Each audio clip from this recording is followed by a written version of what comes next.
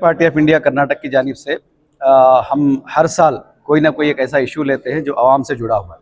तो इस मरतबा हमारी स्टेट कमेटी ने इस पर गौर किया और स्टडी किया तो मालूम हुआ कि कल्याण कर्नाटक जो कि पिछले 10 साल से जब से ये 371J आर्टिकल बना है तब से बहुत सारा फंड आने की तो बात हो रही है, लेकिन हम यहाँ देख रहे हैं कि यहाँ पर कोई तरक्की नहीं हो रही। यहाँ के अजला पिछड़े के पिछड़े हैं।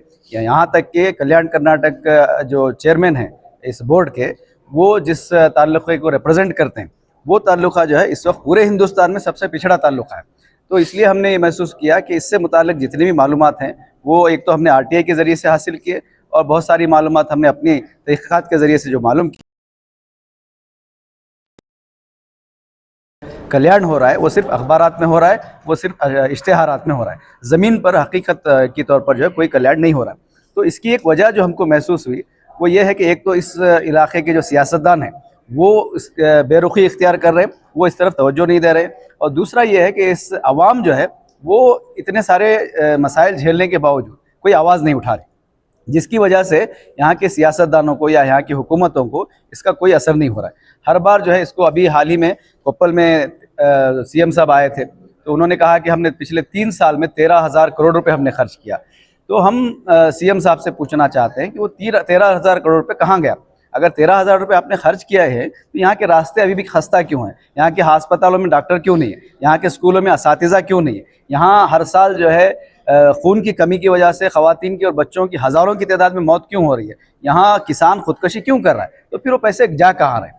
तो ये सवालात को लेकर हमने मुनासिब ये समझा कि एक ऐसा कारवा निकालना चाहिए जिसमें अवाम को भी बेदारी लाई जाए कि वो इन पर हो रही नाइंसाफ़ियों पर सवाल उठाएं, और दूसरी तरफ हुकूमत को भी जो है मुतवज्जो करें और उसको ख़बरदार करें कि वो अवाम को इस तरह मज़ीद बेवकूफ़ नहीं बना सकती। हम ये जाता कल 13 तारीख को यहाँ कल्याण कर्नाटक डेवलपमेंट बोर्ड का जो ऑफिस है वहाँ पर धरना देंगे और हर डिस्ट्रिक्ट के अलग अलग मसाइल की फहरिस्त हमने तरतीब दी है। उन मसाइल को मेमोरेंडम की शक्ल में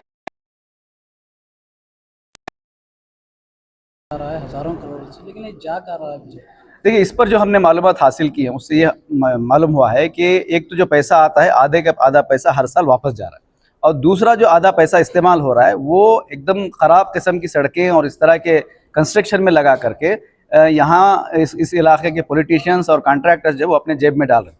तो लोगों को ये बताया जा रहा है कि करोड़ों रुपये तो आ रहा है, लेकिन ये हकीकत नहीं बताई जा रही है कि पैसा वापस भी जा रहा है और पैसे में करप्शन भी हो रहा है। अभी हमने कल्याण कर्नाटक डेवलपमेंट बोर्ड की जो सालाना ऑडिट रिपोर्ट है उसको भी हमने RTI के ज़रिए से हासिल किया। तो उस रिपोर्ट को देखने से भी ये समझ में आता है कि बहुत सारा जो है इसके अंदर मिसमैनेजमेंट हुआ है, और एक एक प्रोजेक्ट पर 3-3 तरह के बिल लिए गए। यानी उसमें ये एग्जाम्पल में ये बताया गया है कि रंगप्पा के घर से संगप्पा के घर तक 5 किलोमीटर का रास्ता बनाया गया, फिर उसी संगप्पा के घर से रंगप्पा के घर तक फिर 5 किलोमीटर रोड, फिर इसी तरह उसी रोड को फिर तीसरी मरतबा बिल उठाएगी। तो इस तरह के बहुत सारे घपले करके वो पैसा जो है लोगों के काम नहीं आ पा रहा है। कि आने वाले दिनों में इलेक्शन जो TP, ZP या CM से आने वाले हैं, क्या आप वेलफेयर पार्टी आप लड़ेंगे? देखिए, इलेक्शन पॉलिटिकल पार्टी की हैसियत से हम हर तरह का इलेक्शन लड़ते हैं, लड़ रहे हैं, इससे पहले भी लड़ चुके हैं, आइंदा आने वाले इलेक्शनों की तैयारियां भी हम कर रहे हैं।